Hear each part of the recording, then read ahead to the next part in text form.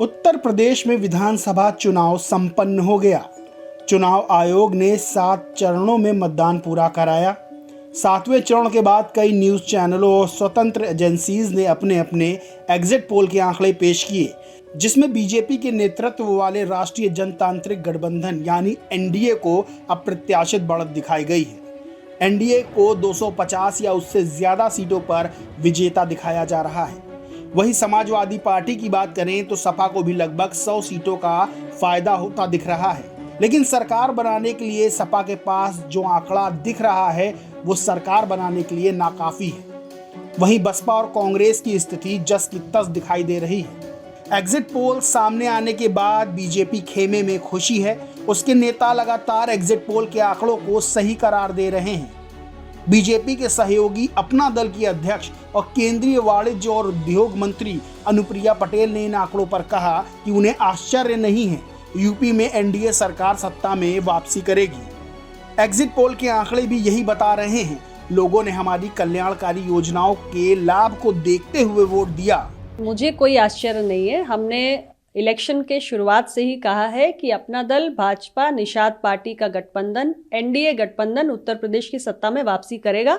इसमें किसी प्रकार का कोई संदेह नहीं है। आज आपके एग्जिट पोल्स उसी दिशा में इशारा कर रहे हैं, तो मुझे कोई आश्चर्य नहीं है। मैं तो पहले दिन से ही कंफर्म हूँ। उत्तर प्रदेश के अंदर 5 साल एनडीए गठबंधन की सरकार चली। आज का जो हमारा वोटर है वो बहुत जागरूक भी है, बहुत आकांक्षी भी है और सरकारों से वो निरंतर उम्मीद करता है कि उनके कार्यों से उसके जीवन में बदलाव आए।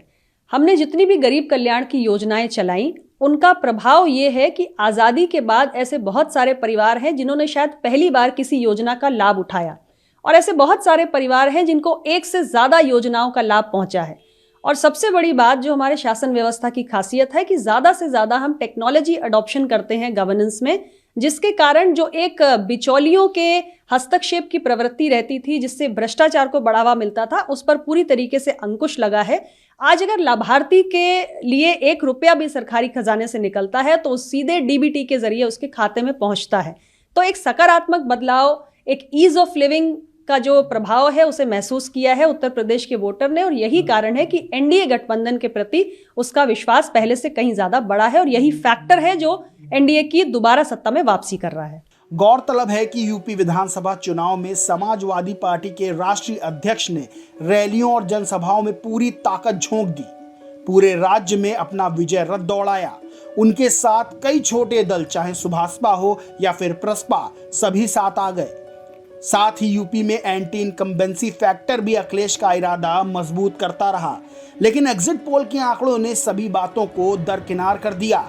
वहीं जहां चुनाव से पहले बीजेपी की एक कमी को विपक्षी दल उंगलियों पर गिना रहे थे और ये माना जा रहा था कि यूपी में फिर से एक बार एंटी इनकम्बेंसी फैक्टर काम करेगा और सत्ता परिवर्तन होगा, लेकिन बीजेपी ने इन सभी बातों को धता बता दिया और वो फिर से एक बार सत्ता की ओर बढ़ती दिखाई दे रही है। खैर, अभी ये एग्जिट पोल के आंकड़े हैं। 10 मार्च को परिणाम सामने आएंगे, तभी पता चलेगा किस दल को कितनी सीटें मिली हैं और कौन सरकार बना रहा है। फिलहाल एग्जिट पोल के आंकड़ों से बीजेपी के खेमे में खुशी की लहर बनी हुई है और सभी बीजेपी के नेताओं के चेहरे खिले हुए हैं। इस खास खबर में इतना ही। अगर खबर आपको पसंद आई हो तो लाइक करें, चैनल को सब्सक्राइब करें और बेल आइकन दबाना बिल्कुल ना भूलें।